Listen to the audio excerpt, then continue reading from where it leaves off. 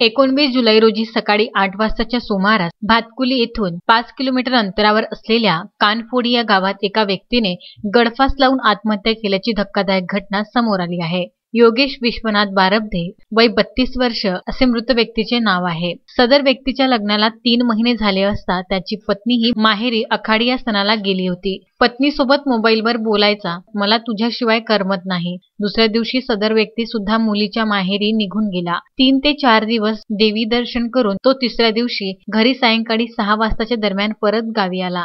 माझ्या लग्नाला अडीच महिने झाले। 23 एप्रिलला लग्न झालं होतं।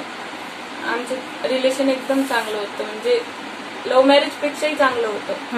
सर्व गोष्टी व्यवस्थित चालू होत्या, पण ते घरातलं वातावरण थोडंसं चिडचिडीचं होतं। त्यामुळे आम्ही तिथे आले, मी आखाडीसाठी घरी गेली, तर त्याच्यानंतर तिथून दुसऱ्या तिसऱ्या दिवशीच ते मला भेटायला आले। मग मला ते वडनेर भुजंगला घेऊन गेले, बाकी ठिकाणी असं फिरून आणलं। तर परत घरी यायला निघाले तरी वलगावरून ते रिटर्न वापस आले। आणि घराकडे माझे पाय काही ओळख नाहीये, म्हणजे मी येतो म्हणे सालबर्डीला नेला। मग फिरत तिथं फिरलो, मग सिंबोरा धरण नेलं, मग तिथून घरी आणलं। मग घरी रात्रभर राहिले, चांगलं जेवण वगैरे केलं। त्याच्या दुसऱ्या दिवशी दिवसभर चांगले राहिले आणि 6 वाजता मग घरी यायला निघाले।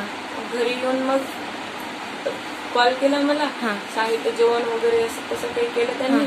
आणि मग कॉलवर बोलता बोलताच मी झोपून गेली। त्यांचे रात्री मेसेज आले फक्त, आणि त्याच्यानंतर मोबाईल त्यांचा बंद। सकाळी उठून पाहत होतं, मेसेजचे रिप्लाय, ते मेसेज वगैरे सीन काहीच नव्हते केले त्यांनी। आणि मी ते कॉल केला तर मग असंच सांगितलं। 19 जुलैच्या मध्यरात्री योगेश बारबधे याने गळफास लावून आत्महत्या केली। घटनेची माहिती भातकुली पोलिसांना मिळताच भातकुली पोलीस घटनास्थळी दाखल झाले व बॉडीचा पंचनामा करून ग्रामीण रुग्णालय अमरावती येथे पाठवण्यात आला। पुढील तपास भातकुली पोलीस करीत आहेत। अशी माहिती देतो की तो माझ्यासोबत भाऊ असल्यामुळे काल संध्याकाळी 10 वाजता तो अमरावतीवरून घरी आला। घरी आल्यानंतर जेवण केलं, जेवण केल्यानंतर स्वतःच्या बेडरूममध्ये झोपण्यासाठी गेला। सकाळी 7-8 वाजता तो उठायचा, पण 7-8 वाजता उठला नाही। त्यामुळे आम्ही दरवाजा वाजवला असता त्यांनी कुठल्याही प्रकारचा आम्हाला सपोर्ट केला नाही। त्यामुळे आम्ही दरवाजा तोडला असता आम्हाला त्याने फाशी घेतल्याचं स्पष्ट दिसून आलं।